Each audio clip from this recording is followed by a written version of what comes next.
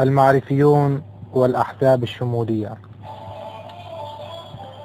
إن المعرفيين يرون في الأخلاق المبدأ الأقصى في فهم المعرفة، التي هي تمجيد للمحبة الناتجة عن الحب كرب كل قيمة أخلاقية. وهم يرون في الأخلاق التي تنتهجها الأحزاب الشمولية قوانين وثنية غايتها تفريغ محتوى الفرد العضو وجعله إنسانا مجردا من كل إرادة معرفية أخلاقية، ليكون كائنا طيعا وديعا يقبل على مبادئ الحزب بآلية وخضوع، دون أن يسمح لنفسه بالشك من أي مبدأ يعتبره مثالا خالدا متطورا دوما.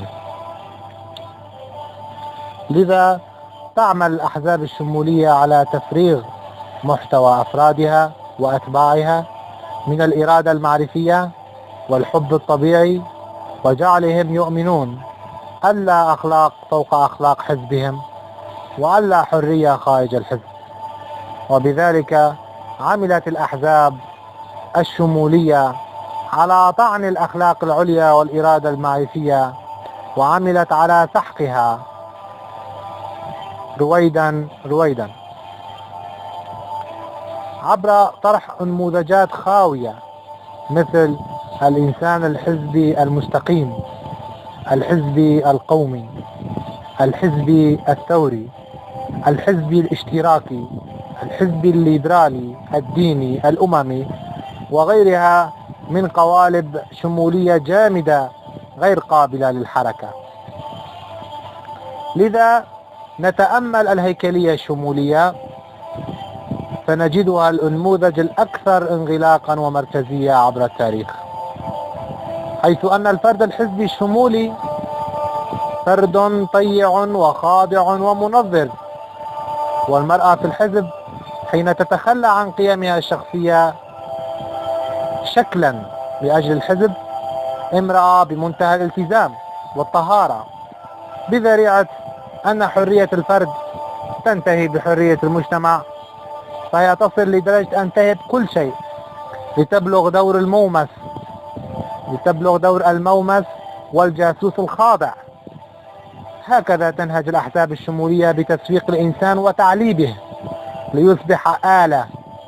كون الشرف الروحي والمادي وفق منظور الأتباع يكمن في الحزب لا في الأفراد، وما لهم من حقوق وخصائص وما عليهم من واجبات معرفية. حتى حين قام زوج ابنة كارل ماركس بالانتحار، قال لينين أحد زعماء الاشتراكية المشيدة مستنكرا انتحاره معبرا: الاشتراكي ملك لحزبه فلا يحق له الانتحار. فالعقلية الشمولية مستترة وراء غايات ومصالح معينة لا يستفيد منها سوى الفئة العليا المدبرة لهذه المنظومة الازدواجية، ممن يتزعمون المسؤولية تغطي أفعالهم السرية المتقنة. فالفئة العاملة في الحزب تعمل في الغالب بلا مقابل، والفئة المديرة فئة انتهازية تعتاش على الابتزاز وعمل الفئة العاملة.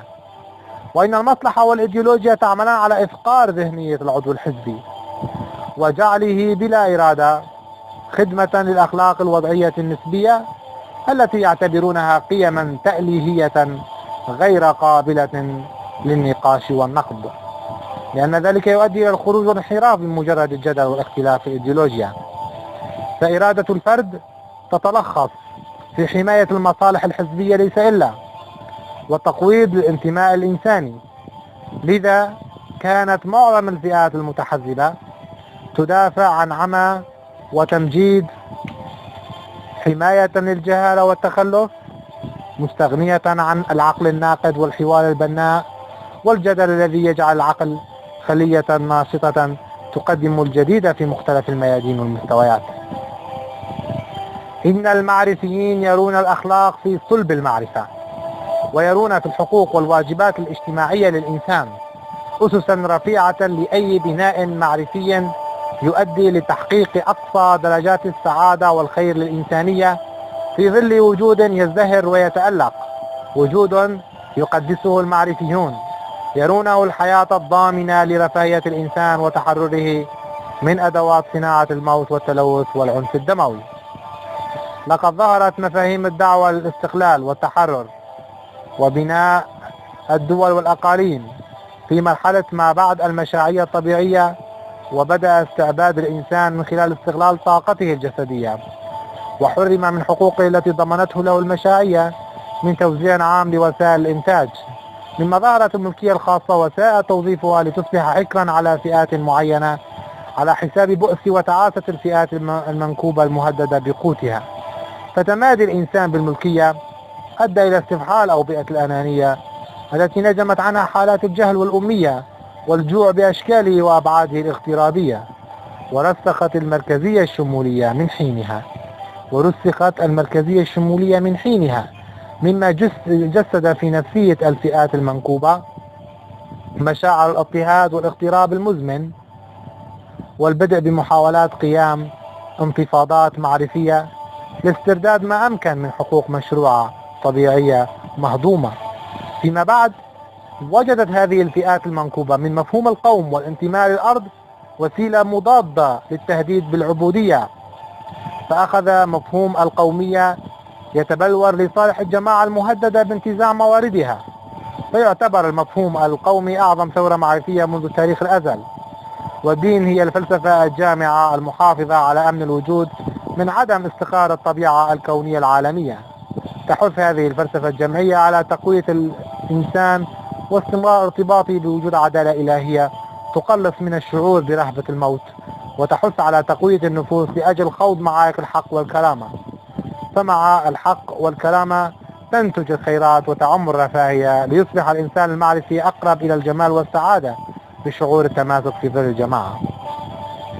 فالمعرفة الطبيعية إشباع تام في ظل التنوع الذي تفرزه الجماعات المختلفة التي تدين بالحقوق وتقر بالواجبات التي تقتضيها الطبيعة الفطرية المتآلفة في ظل الوجود.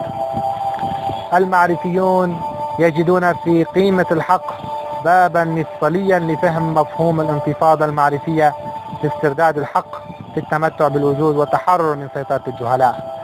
ودعت الحاجة للمعرفة لأجل تحقيق هدف الحب، وهو سبر المعرفة لأجل حماية الإنسان مما يستدعي القهر الذي تسببه أنانية الأفراد.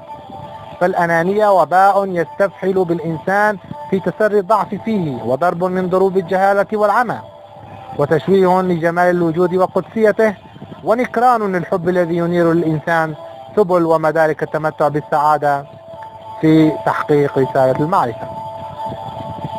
إن عبء المعرفة ثقيل، لأن تكامل الحب والعلم رسالة أولى ملقاة على عاتق المدرك والمتأمل، فهو وحده يستشف الجمال وقيمة الخير والحق، ويعمل على حماية الوجود والحب من خلال بحث الذات عن ما يجعلها تسمو أمام الوجود المتقن. وصراع الإنسان مع الجهل طويل مرير، وبتكاتف المعرفيين وتوحدهم تكمن القوة القادرة على خلق الإبداع بتواصل، وخرق الوثن القائم في تركيبة الحزب الشمولي، ومقاومة منظومة الجهالة المتفشية فيه، والإحساس العالي بالجمال من خلال الوطن، وضمان تمتع مكوناته بأقصى حقوقها. فالوطن وجود، والوجود الشامل هو وطن المعرفيين الكبير. وإزالة الحاجة والعوز عن المنكوبين والعناية بهم واجب معرفي إنساني محض، كي يعيش الأبناء الوجود دون جوع. والمعرفيين لا يعنون بمفاهيم توزيع الثروة أو الاشتراكية، فهي ليست سوى مفاهيم طوباوية حالمة، لكنهم يؤمنون بانتفاء الجوع والتشرد كشبح يخيم على ضحايا العنف والكوارث البيئية.